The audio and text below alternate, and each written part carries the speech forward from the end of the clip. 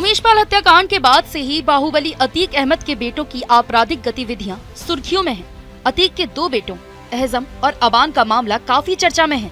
अतीक की पत्नी शाइस्ता परवीन हत्याकांड वाली रात से ही बोल रही हैं कि एहजम और अबान को पुलिस उठा ले गई। इस मामले में उन्होंने अदालत में अर्जी भी लगाई है, लेकिन मामले में धूमनगंज थाने के सिपाही की ओर से कोर्ट में जो रिपोर्ट पेश की गई उसमें लिखा गया कि एहजम और अबान नाम का कोई भी व्यक्ति ना तो जीडी में दाखिल है और ना ही थाने में बैठाया गया है और ना ही पुलिस हिरासत के लिए थाने में रखा गया है।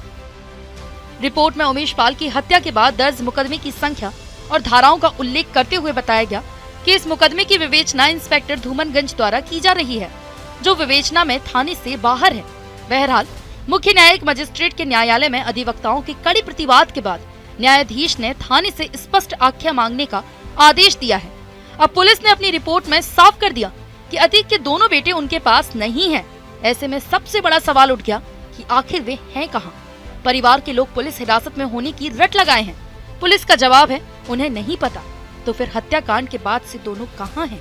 मामले में अब नई तरह की आशंकाओं को बल मिल रहा है। फिलहाल न्यायिक मजिस्ट्रेट दिनेश कुमार गौतम ने धूमनगंज के प्रभारी निरीक्षक को शुक्रवार को स्पष्ट रिपोर्ट पेश करने का आदेश दिया है, जिसके बाद ही पता चल सकेगा कि अतीक के दोनों बेटे आखिर कहां हैं। वहीं अतीक की पत्नी शाइस्ता परवीन ने दोनों बेटों के बारे में जानकारी हासिल करने के लिए मुख्य न्यायिक मजिस्ट्रेट दिनेश कुमार गौतम की अदालत में अर्जी दाखिल की थी। अर्जी में कहा था कि उनके पति, बेटों और देवर के साथ ही उनके भी हत्याकांड में धूमनगंज थाने में नामजद किया गया है। हत्याकांड वाले दिन 24 फरवरी 2023 को उसके नाबालिग बेटों को एहजम अहमद और अवान अहमद को धूमनगंज की पुलिस घर से शाम 6 बजे गैर कानूनी तरीके से उठा ली गई है। दोनों बेटों का आज तक पता नहीं चल पा रहा है, न ही थाना धूमनगंज की पुलिस द्वारा कोई भी जानकारी दी जा रही है। शाइस्ता ने गुहार लगाई कि गैर कानूनी कार्रवाई पर पुलिस से रिपोर्ट मांगी जाए।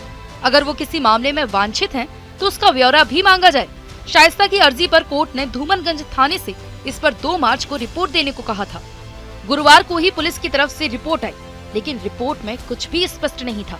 आपको एक बार और बताते हैं। पुलिस ने रिपोर्ट में ये साफ कहा कि एहजम और अवान पुत्र अतीक अहमद नाम का कोई भी व्यक्ति थाने में जीडी में दाखिल नहीं है। इस नाम का कोई भी व्यक्ति थाने में नहीं बैठाया गया है। इस नाम के व्यक्तियों को पुलिस हिरासत में थाने में भी नहीं रखा गया है। अब इस रिपोर्ट के बाद कई सवाल भी खड़े होते हैं कि प्रभारी निरीक्षक से मंगवाई गई रिपोर्ट को एक सिपाही ने क्यों पेश किया? रिपोर्ट भेजने वाले सिपाही ने अपना नाम और नंबर रिपोर्ट में क्यों स्पष्ट नहीं किया? रिपोर्ट भेजने वाले सिपाही ने मात्र छोटे से हस्ताक्षर कर अंग्रेजी में HM लिख दिया।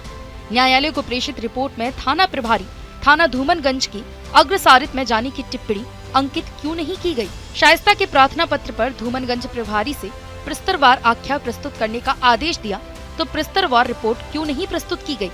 प्रार्थना पत्र में आरोप ये भी लगा कि दोनों बेटों को जबरन उठा ले जाया गया। इस संबंध में भी रिपोर्ट में कुछ नहीं निकला। शाइस्ता परवीन के दोनों बेटे उमेशपाल हत्याकांड में वांछित हैं या नहीं, इस संबंध में भी रिपोर्ट मौन है। अब फिलहाल आपको बता दें कि मामले की सुनवाई के लिए 3 मार्च की तारीख तय की गई है।